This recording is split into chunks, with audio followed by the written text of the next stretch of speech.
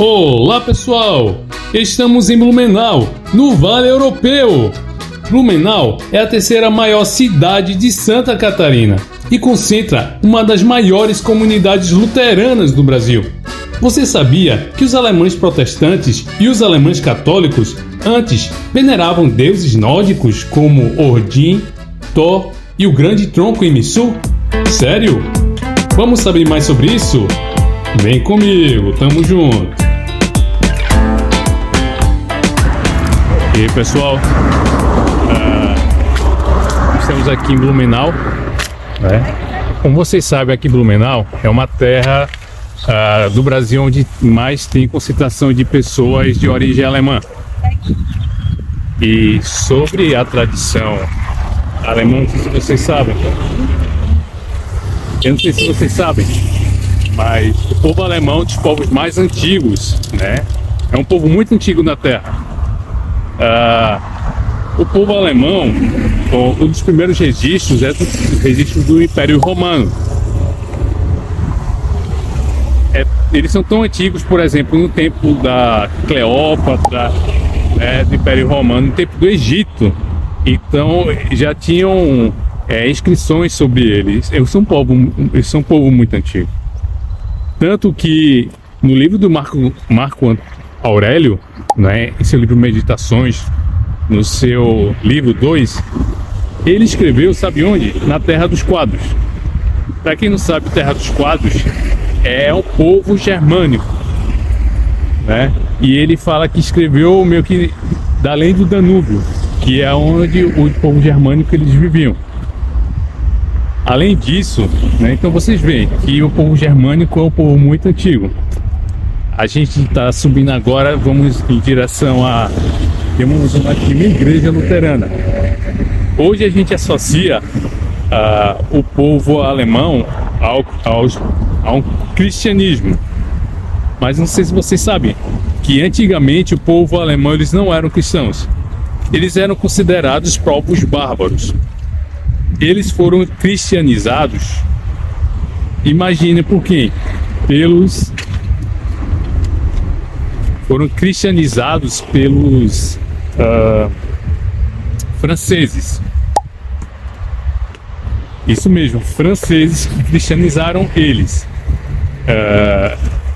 Quem era o imperador da época era o imperador Carlos Magno. E o povo alemão eles tinham muita dificuldade de aceitar o cristianismo. Tanto que o imperador Carlos Magno ele decidiu dominar a terra dos saxões. E ele tinha muita dificuldade. Simplesmente ele decidiu dominar a área, né, por operações militares. Mas ele percebeu que existia um deus chamado Emisu. Emisu era um tronco enorme em que os alemães eles adoravam, né? Os saxões, tanto saxões quanto os frísios. E simplesmente uma operação militar pelo imperador Carlos Magno decidiu destruir esse grande Emisu, que faz parte também da cultura nórdica. Não sei se vocês sabem um pouco daquela cultura de Thor, Odin, né? São deuses nórdicos que também eles tinham uma relação religiosa, né, com o povo saxão. Então, nessa operação militar, ele destruiu o deus, né, dos saxões e eles ficaram arrasados. Depois dessa operação militar, ele decidiu dominar toda a área e teve várias rebeliões, né? Eles não aceitaram muitas vezes o domínio. Claro que alguns deles também já eram cristãos, né? E depois disso, toda a região da Alemanha foi coberta por dioceses, que naquela época, né, era a Igreja Católica. E depois de todas essas dioceses serem construídas, aí teve, né, no caso, essa escada cansa, gente. Aí também teve o caso, né, de outras rebeliões, tanto que depois de um tempo vários líderes dos saxões eles decidiram meio que se converter ao cristianismo, e com essa conversão dos líderes toda a população restante foi e aceitou o cristianismo, e com isso passou-se os séculos, né, e a própria Alemanha ela se cristianizou e eles esqueceram os deuses que eles adoravam antigamente, e foi implementado como o catolicismo romano. E foi assim que os alemães se tornaram cristãos, né? Claro, a Alemanha hoje não era desse tempo, né? A Alemanha hoje tem outra identidade, mas sim os saxões, que fazem grande parte do grupo étnico da Alemanha. E depois, claro, né, veio Martinho Lutero. Martinho Lutero, ele foi um monge que, como todo mundo sabe, ele bateu nas 95 teses na igreja de Wittenberg. O Martinho Lutero ele decidiu colocar na igreja de Wittenberg as 95 teses, em que eles faziam 95 questionamentos, e a partir houve uma cisão da igreja do povo alemão com a igreja católica e também com o Sacro Império Romano Germânico, toda aquela região ali.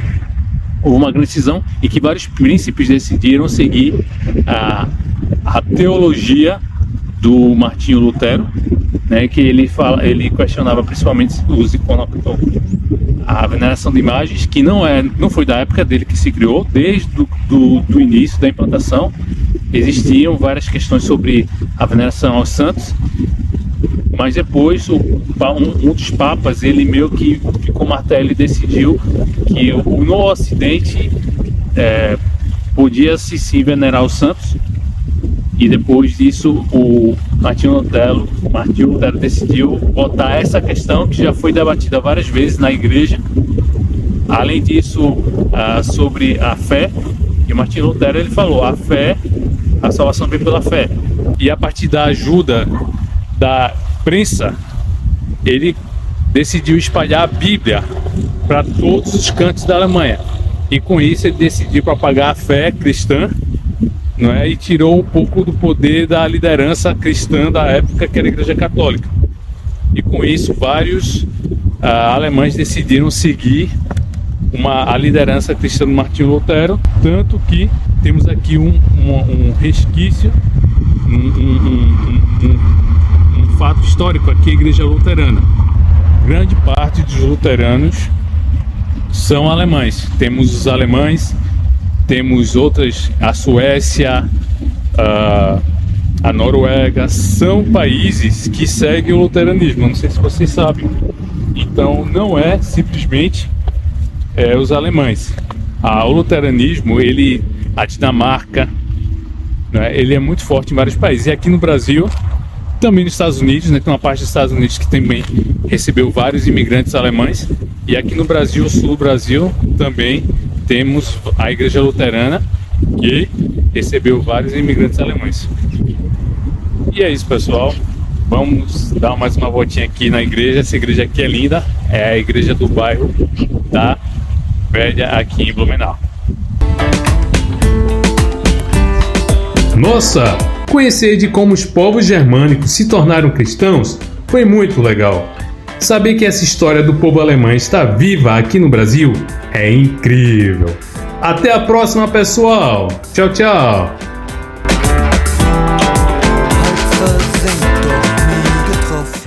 Freudlos, jung und angesoffen, steh ich hier und kann nicht anders als zurück in diese Zeit, als ich genauso hier stand, melancholisch an der Hauswand. Ich hab gehofft, dass was passiert,